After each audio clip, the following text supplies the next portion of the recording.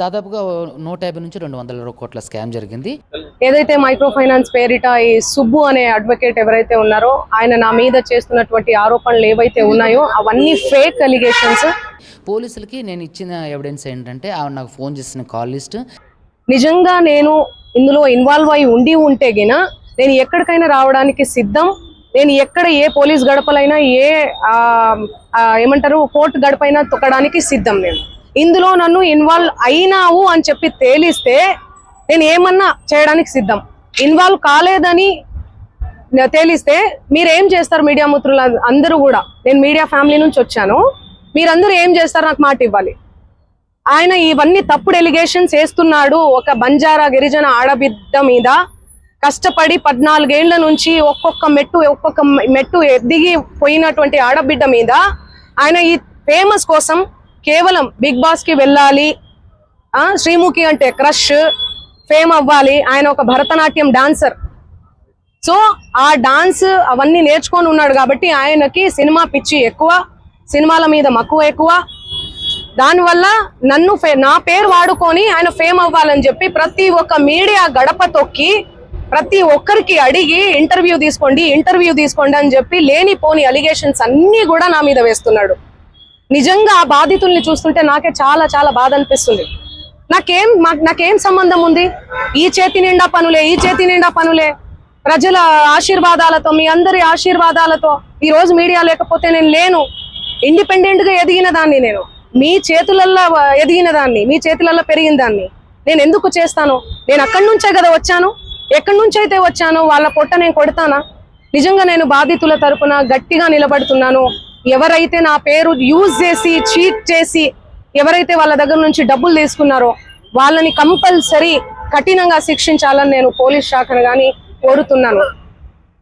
So మిగతా వివరాలన్నీ కూడా మా లాయర్ గారు మాట్లాడతారు. సుబ్బు గారి మీద ఇచ్చాం. సుబ్బు సిగపోగు పూర్తి నేమ్ ఆయన పేరు. చూడండి, ఆయన పేరు మీద నేను కంప్లైంట్ ఇవ్వడానికి వచ్చాను. ఎక్స్టార్షన్ కంప్లైంట్ ఇచ్చాను ఆల్రెడీ. మేము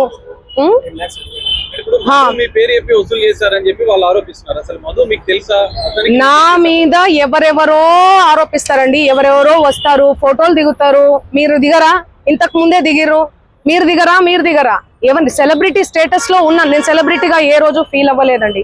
సెలబ్రిటీగా నేను ఫీల్ అయ్యి ఉంటే ఈ రోజు ఈ 14 ఏళ్ల జర్నీ కొనసాగేది కాదు, ఎక్కడో ఆగిపోయేదాన్ని. ఎప్పుడైనా కూడా నేను ఎవరి ఇంట్లో పడితే వాళ్ళ ఇంట్లో పోయి అన్నం తినేస్తా. సొంత చెల్లెలాగా, సొంత అన్నలాగా. అన్న చెల్లి తప్ప, అన్న తమ్ముడు తప్ప వేరే సంబోధన కూడా ఉండదు నా నోట్లకెళ్ళి. సో ఎందుకు ఇంతలా బదనాం చేస్తున్నారో నాకు అసలు ఏం అర్థం కావట్లేదు. ఎంతో మంది నాతో ఫోటోలు దిగుతుంటారు, ఎంతో మంది ఇంటికి పోయి ఫోన్ చేస్తుంటాను. అదే చెప్తున్నా, ఫేక్ ఎలిగేషన్స్ అని చెప్తున్నా నేను. అందుకే కేసు పెట్టాం మేము. ఎలా ఇస్తా? ఆయన రివర్స్ అంటున్నాడు. ఆయనే డబ్బులు ఇస్తే నేను నీ పేరు దేను ఇండ్లకెళ్ళి నన్ను డిమాండ్ చేశాడు. మీరు ఇండ్ల పేరు ఉండకూడదు మీది అంటే మీరు పైసలు ఇవ్వాలి నాకు. ఆయన పైసలు ఇవ్వాలనే కదా ఇదంతా చేస్తున్నాడు. మీకు అర్థం కావట్లేదా?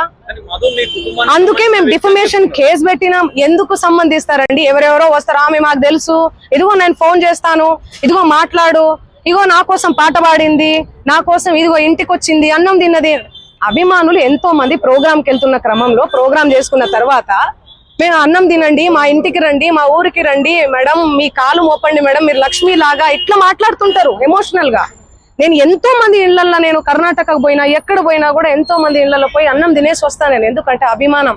నేను చాలా చాలా ఎక్కడి నుంచి అయితే వచ్చానో నా మూలాలు నేను మర్చిపోలేదు. ఓకే, సో ఇవన్నీ కూడా ఫేక్ ఎలిగేషన్స్. నేను మళ్ళీ అవును, మా లాయర్ గారు మాట్లాడతారు. నేను ఇన్ని రోజులు మీడియా ముందు నేను మీడియా 100-200 కోట్ల రూపాయలు అంటున్నారు. మీ పేరు చెప్పి వేరే వాళ్ళు ఎవరైనా వసూలు చేశారనుకుంటున్నారా? ఇప్పుడు నా పేరు చెప్పి ఎవరో వసూలు చేశారు, నాకేం తెలుస్తుందండి? ఆ కేసు వచ్చాను. ఆయన ఏమంటున్నాడు? ఎలా రెస్పాండ్ అవుతానండి నేను? ఇప్పుడు నా ప్రోగ్రామ్స్ అన్ని వదిలిపెట్టేసుకొని నేను రెస్పాండ్ అవ్వాలా? నిన్న కూడా కేసు పెట్టారు. నిన్న నేను ఇబ్రహీంపట్నంలో శ్రీదత్త కాలేజ్ లో నేను ప్రోగ్రామ్ చేయడం జరిగింది. అది వదిలేసుకొని నేను వచ్చి నేను సంజాయిసి ఇచ్చుకుంటా కూర్చోమంటారా నన్ను? చెప్పండి. క్లోజ్ ఫ్రెండ్ మధు అంటున్నారు. ఎందుకుంటారండి క్లోజ్ ఫ్రెండ్స్? మా బంజారా కమ్యూనిటీ వాళ్ళందరూ కూడా సన్నిహితంగా ఉండే వ్యక్తి మధు అంటున్నారు. ఎందుకుంటే చాలా మంది ఉంటారండి. ఉస్మానియా యూనివర్సిటీ ఉన్నారు, కర్ణాటక యూనివర్సిటీ నుంచి ఉన్నారు. నా ఓన్ చేసుకుంటారు, మా అక్క అని చెప్పి. మా కమ్యూనిటీ వాళ్ళు, మేము కూడా మా కమ్యూనిటీ అని చెప్పి నేను కూడా మాట్లాడతాను ఓన్ చేసుకొని. అరే తమ్మి అనుకొని అది ఇది అనుకుంటే మా భాషలో మాట్లాడతాను నేను. కంప్లైంట్ ఇచ్చిన సుబ్బారావు మీద ఇప్పుడు పంజాబ్ కేసులో కంప్లైంట్ చేస్తారు, మీ మీద ఆరోపణలు చేస్తున్నారు. ఇప్పుడు నేను ఒకటే మాట, మధు మీద ఎందుకు కంప్లైంట్ చేస్తలేరు మీరు? నాకు డబ్బులు వసూలు చేశాడని నాకు తెలియదు కదండి. ఈయన చెప్తున్నాడు కదా. అవును, చేసి పెడతాము, అందరి మీద పెడతాము. ఒకరు సిఐడి కేసు ఉంది వాళ్ళ మీద, సిఐడిలో ఉంది ఆ కేసు. 1 year అవుతుందండి. చూపి అన్న, చూపి. 2025. మీరు అవన్నీ తెలుసుకోరా? నాకు అర్థం కాదు. టకాటక్కని పెట్టేస్తే నా ఫ్యామిలీ ఏమైపోవాలి, మా నాన్న ఏమైపోవాలి, మా అమ్మ ఏమైపోవాలి? కొంచెమన్నా మీరు ఆలోచించాలి కదా ముందు వెనక. నేను అలా చేస్తానా? నేను ఎన్ని పాటలు చేస్తున్నా, ఎవ్రీ ఇయర్ పాటలు. కట్టలు లెక్క పెడుతున్నా. మీ తమ్ముడు వీడియో కూడా వైరల్ అయింది. అది మా తమ్ముడు కాదు, అదే చెప్తున్నా నేను. మా తమ్ముడు కాదు. ఎవరు ఆయన? మా తమ్ముడు ఫోటో చూపియాలనా నేను? మా తమ్ముడిని చూపియాలనా? ఫోటో చూడండి, నా ఇన్స్టాలో ఉంటది, అన్ని దగ్గర ఉన్నాయి. తమ్ముడికి మధు కూడా ఎలాంటి సంబంధం లేదండి. సంబంధం అంటే ఫ్రెండ్షిప్ ఉంటదండి. హాయ్ అంటే హాయ్, బాయ్ అంటే బాయ్. వాళ్ళు ప్రోగ్రామ్ కని వచ్చిర్రు, తీజ్ ప్రోగ్రామ్ జరుగుతుంది, సేవాలాల్ ప్రోగ్రామ్ ఉంటది, ప్రోగ్రామ్ కని వచ్చిర్రు.